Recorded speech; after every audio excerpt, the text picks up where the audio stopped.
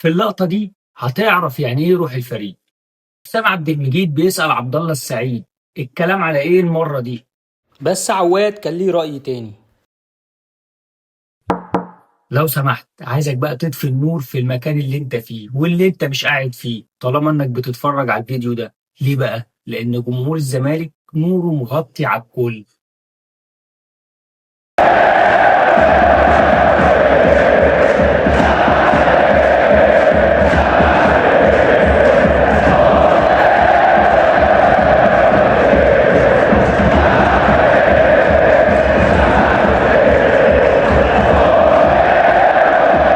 قبل ما نبتدي الحكاية خليك عارف إن فريق بلوزداد هو اللي بيدور على الفوز، مفيش قدامه أي بديل غير الفوز. وده طبعا بسبب نتيجة مباراة الذهاب. يعني المباراة دي بتعتبر الشوط الثاني في مباراة الزمالك كسبان فيها الشوط الأول. علشان كده أنا هنزل الشوط الثاني اللي هي المباراة دي بانضباط تكتيكي ودفاع منظم. مع بداية المباراة فريق بلوزداد كان بيحاول إن هو يمتص حماس لاعبي الزمالك، وبالفعل كانوا هينجحوا في كده، لكن ده واضح عليهم إن هم اللي متأثرين بالضغط الجماهيري. ومع مرور الوقت هتلاقي إن بلوزداد بدأ يتراجع، وده بسبب الضغط اللي الزمالك عمله عليهم، والضغط ده عمله عن طريق ناصر منسي، أكتر واحد يعرف يضغط على الدفاع. وده أجبرهم إن هم يلعبوا الطولية، والطولية طبعا في صالح الزمالك. وهتلاقي كمان إن خطوط الزمالك كانت متقاربة، خط الوسط مع خط الدفاع، علشان كده كان صعب الاختراق. وده اللي خلى فريق بلوزداد إن هو يتجه إن هو يلعب على الأطراف، وعلى فكرة هي دي طريقته وهي دي عادته إن هو دايما بيخترق من الأطراف. فالسؤال بقى طب هيخترقوا الأطراف إزاي طالما الخطوط قريبة من بعض؟ بص هما في لعبة كانوا دايما متعودين عليها إن هما يسحبوا الباك لخط النص وبعدين يلعبوا الكرة في ظهر. فلو عمر جابر اتسحب لنص الملعب والكرة اتلعبت في ظهره هتلاقي إن اللي راجع عدي الدباغ هو اللي يدافع. فمعنى كده ان الزمالك مذاكر كويس، المهم ان اللعيبه تكون مركزه. طب الزمالك بقى هيهاجم ازاي؟ الزمالك هيهاجم دايما عن طريق التحولات او المرتدات اللي بيعرف يعملها كويس جدا مع معتمد جمال، خصوصا قدام الفرق اللي بتدور على الفوز قدام الزمالك. بس زي ما انت شايف كده البوس ما كانش لسه مظبوط او الانهاء نفسه ما كانش حاسم. وواحده واحده الزمالك بدأ يتحكم في رتم المباراه وبدأ يبطئ الرتم او يقتل الرتم، وده بيسبب ضغط برضه على لعيبه بلوزداد. ما انا قلت لك الزمالك نازل لو مش هكسب المهم ان انا ما اخسرش، لان اداء المباراه دي معتمد على نتيجه المباراه اللي فاتت، فانا هلعب المباراه دي ازاي؟ فكان مهم ان انا لو مش هكسب المهم ان انا ما اخسرش. المهم ان اللعيبه تكون مركزه، والحمد لله ده كان واضح، حتى اللي قاعدين على الدكه كانوا مركزين. لو شايفين حاجه في الملعب زمايلهم اللي في الملعب مش شايفينها كانوا بيقوموا ينبهوهم على طول، زي ما انت شايف كده ادم كايد بيعمل مع عدي الدباب. ودي لقطه تبين لك ان روح الفريق حاضره مع الكل، المهم الفريق يكسب. سلاح الضربات الثابته سلاح مهم جدا، بس الظاهر برضه ان فريق بوليسداد مذاكر كويس ثنائيه عبد الله وحسام.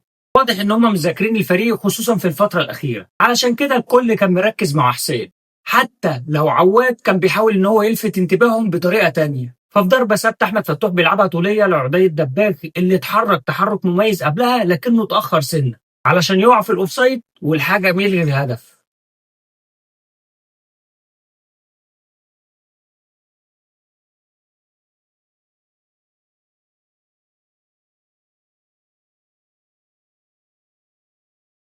وعايز اقول لك برضو ان فريق بلوزداد كان مركز جدا في الضغط على لعيبه الزمالك، لان هم عارفين ان هم قدام مهمه صعبه فمش عايزين يصعبوها عليهم اكتر ويستقبلوا هدف.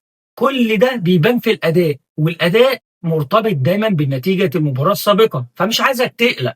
دي مباريات بتتلعب بالطريقه دي، المهم ان انت في الاخر تحقق اللي انت عايزه وتكسب. لعيب زي بيزيرا لو مش هيسجل ممكن يكون سبب في طرد احد اللعيبه، المهم ان حد في الملعب يساعده بذكاء زي لقطه عبد الله كده وفتوح.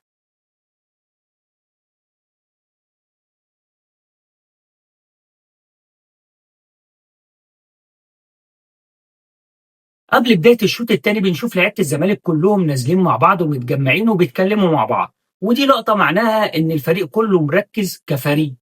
وعايز اقول لك ان سبب امتلاك بلوزداد الكرة في الشوط الثاني ان خلاص فريق بلوزداد ما بقاش عنده حاجه ان هو يخسرها، الهجوم المفروض يبقى اكتر من كده واكثر شراسه، وزي ما اتكلمنا ان فريق بلوزداد كان مذاكر فريق الزمالك كويس جدا، فهم كانوا عارفين ان الزمالك عنده نقطه ضعف في ظهر بنتاي، لما الكرة دايما بتتلعب في ظهر بنتاي، واغلب الاهداف اللي الزمالك استقبلها في الموسم ده هتلاقيها اتلعبت في الحته دي، نفس الحته اللي هم كانوا بيهاجموا منها، ونفس الحته اللي عملوا منها خطوره كبيره جدا.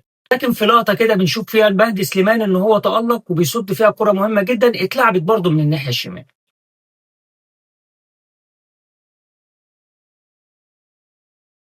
ومش عايزين ننسى حسام عبد المجيد اللي لعب واحده من اجمل مبارياته في الموسم ده، تالق بشكل غير عادي ما شاء الله عليه.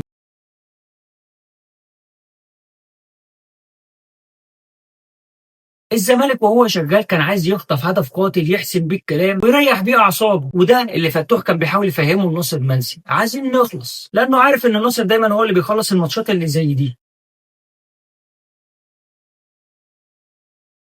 وبدأنا مع الوقت نشوف إن فريق بلوزداد بدأ يعتمد على العرضيات بشكل مباشر جدا، وبالفعل العرضيات بدأت تزيد، علشان كده المدير الفني لفريق بلوزداد بدأ يلعب باتنين مهاجمين، ولكن الحمد لله كان متأخر. أنا عارف إن الأداء ما كانش حلو، بس أنا عايزك تبقى عارف إن المباريات دي تكسب ولا تلعب، هي مباريات الكؤوس بتبقى شبه كده، فمش عايزين نبقى فيه قلق من الأداء. يعني باختصار الزمالك لعب بانضباط تكتيكي وبخبرة لعيبته الأفريقية اللي بتتفوق على لعيبة شباب بلوزداد.